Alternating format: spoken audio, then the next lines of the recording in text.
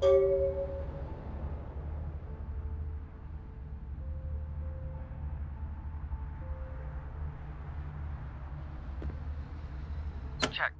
Is this thing recording? God, I hate these things. Anyway, the McGee case is getting weirder all the time. I found where he's been hiding and I saw some really creepy stuff down there. There was no sign of McGee. I'm gonna follow up on another lead I got too. I updated the files on the computer. This is Carson signing off. Man, that sounds stupid.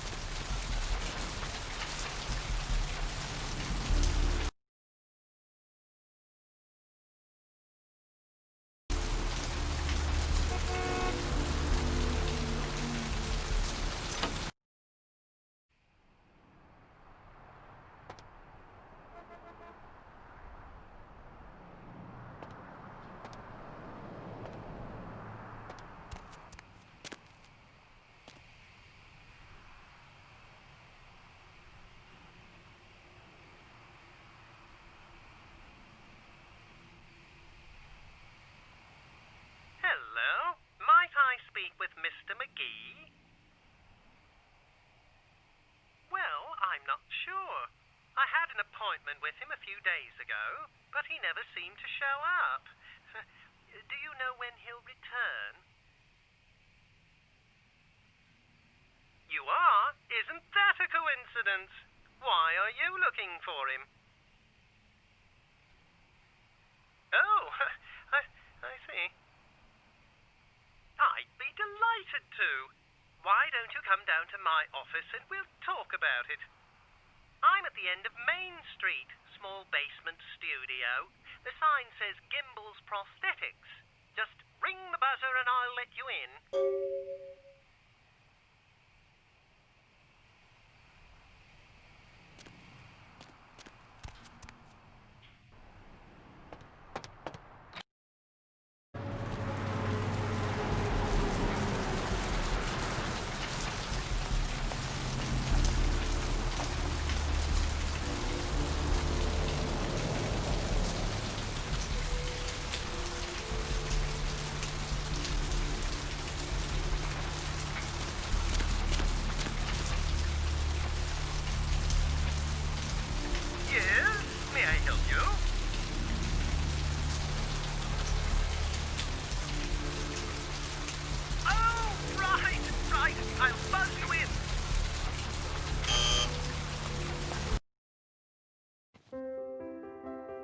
Hello! Welcome to Gimbel's Prosthetics and Medical Supplies. You're here about the missing Mr. McGee, am I right? Oh, yes, forgive me. My name is Gimbel. Stanley Gimbel. But, oh, dear, let us dispense with formalities. You can call me Stan.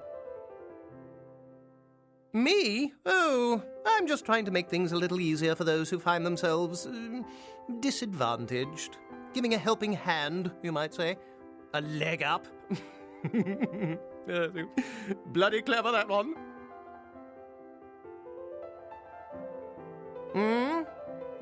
Oh, right. Mr. McGee. Well, as I told you, he was supposed to show up a few days ago for a photography session. Reference for my work, that kind of thing. No, he didn't. Earlier, I had asked him to take a few pictures of himself for my perusal. A sort of resume, you might say. And that was the last I'd heard of him. Carson? No. I don't think so, anyway. Oh, look, I know I've got some information on Mr. McGee back in my files. Do you want me to try and dig it up? Don't mention it. Just wait here a moment, and I'll be right along. Oh, you have such beautiful arms. I absolutely must have them.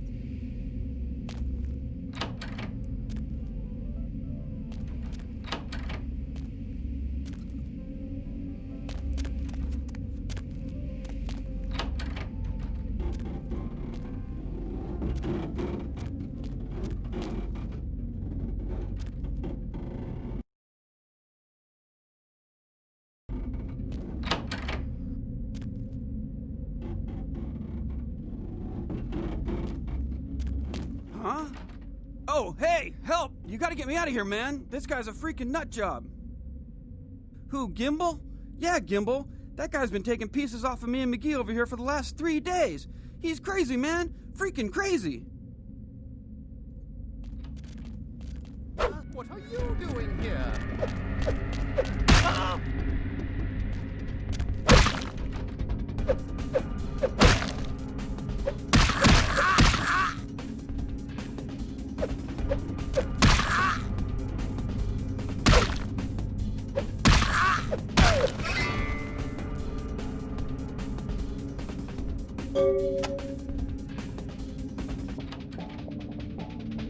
Thanks, man. You're a lifesaver. I wasn't sure I was gonna make it. I'm telling you, I've been on some weird cases, but this one takes the cake. Yeah, that's me. How did you know? He did? Oh man, that's solid. I owe that guy big. I hope I can figure out a way to get him back for this. What? Oh no, man. No, not for me anymore. Look at my hand. Gimbal took my trigger finger for a trophy. I'm all through with this business. I hate to leave Arthur in a lurch, but that's just the way it is.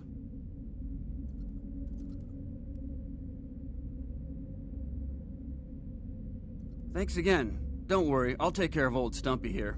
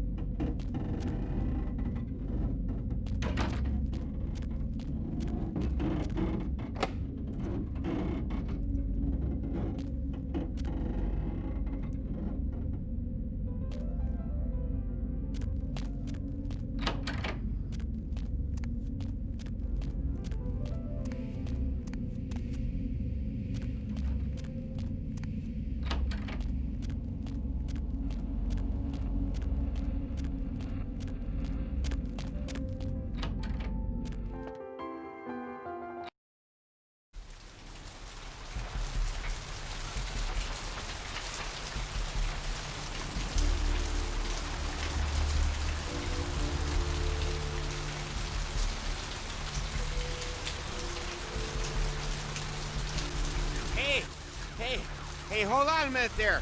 I'm afraid you're committing a 351. That's trespassing on private property. I'm gonna have to ask that you vacate the premises immediately, or I'm afraid I'll be forced to radio this in.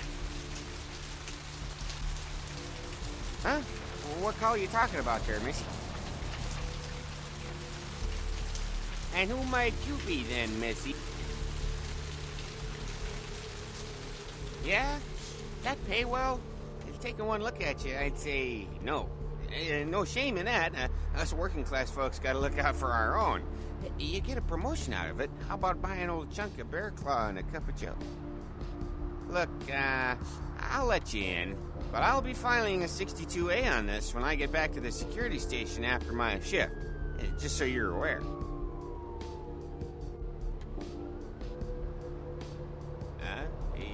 Yeah, yeah, that's right. I mean, who wouldn't file a 45B, huh? Everyone knows about 45B.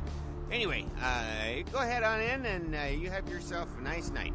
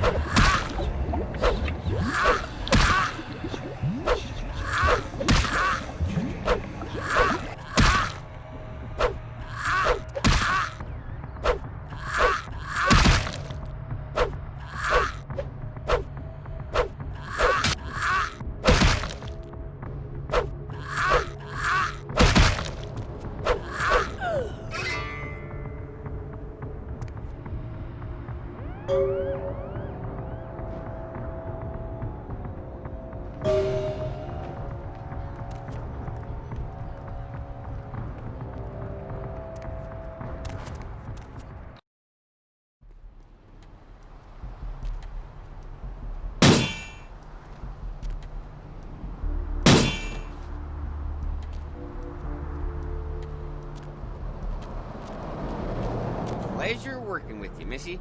Remember, never let the stale, spongy cake of life keep you from getting to the tasty cream filling of success.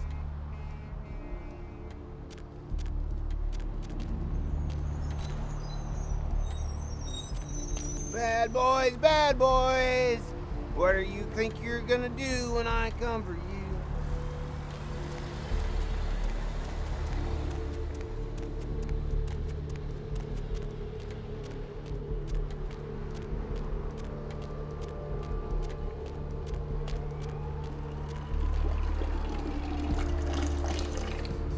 What's the hops, bro?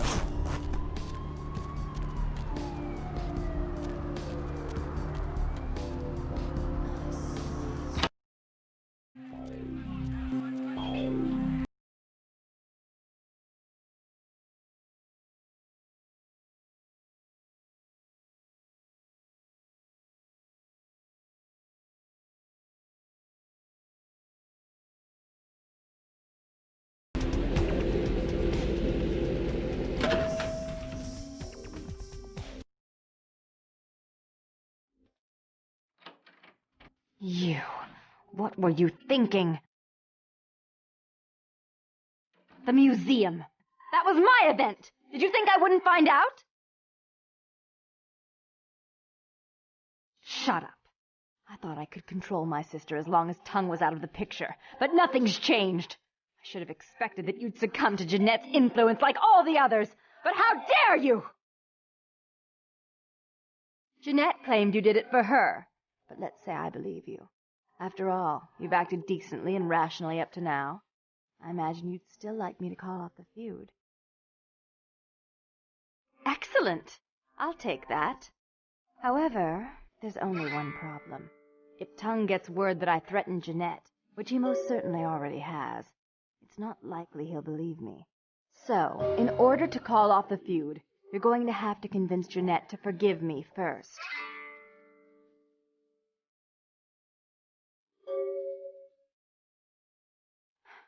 I made some threats against my sister. Idle threats, involving fire and her impious satin sheets. She took them quite seriously, and is avoiding me. I want to meet with her and explain that they were said in the heat of the moment. I asked her to meet me at the Surfside Diner to reconcile, but I'm busy with the club and my other endeavors.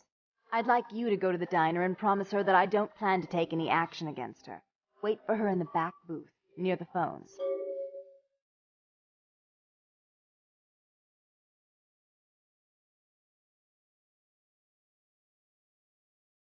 For all her unwholesome diversions and irritating disruptions, I should be less tolerant of her.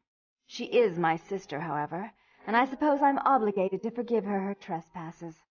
I did sire her, after all. Please, be quick about it.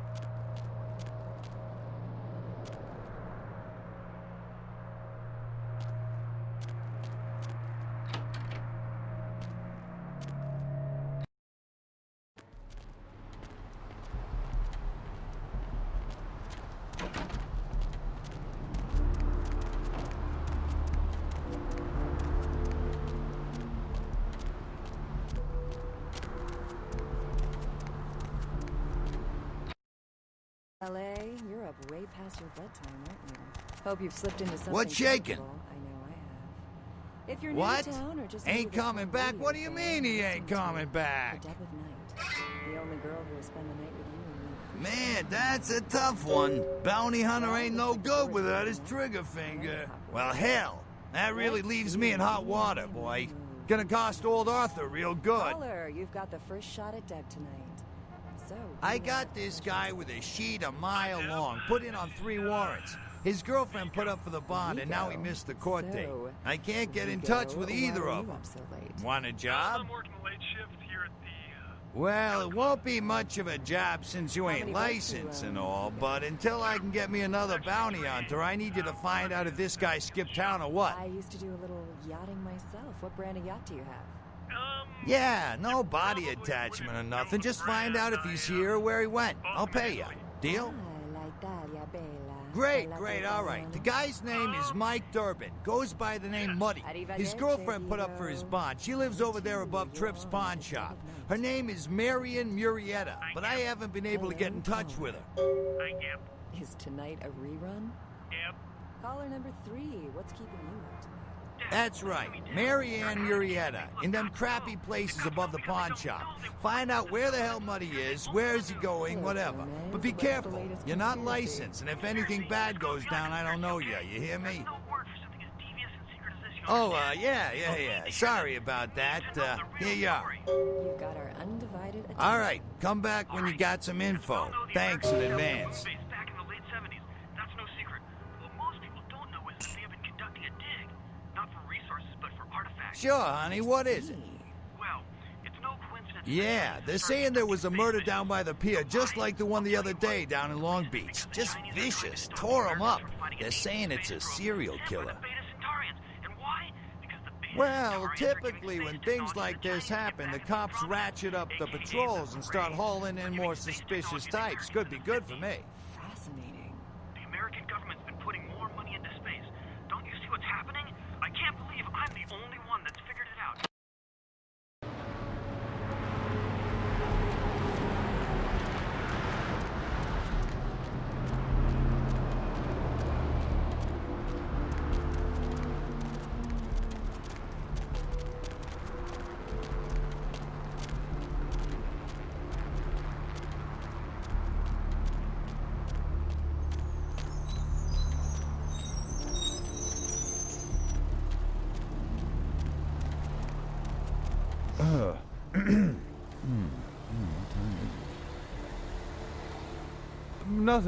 Nothing. Just waiting for a friend to get off work. He's a police officer, old army buddy.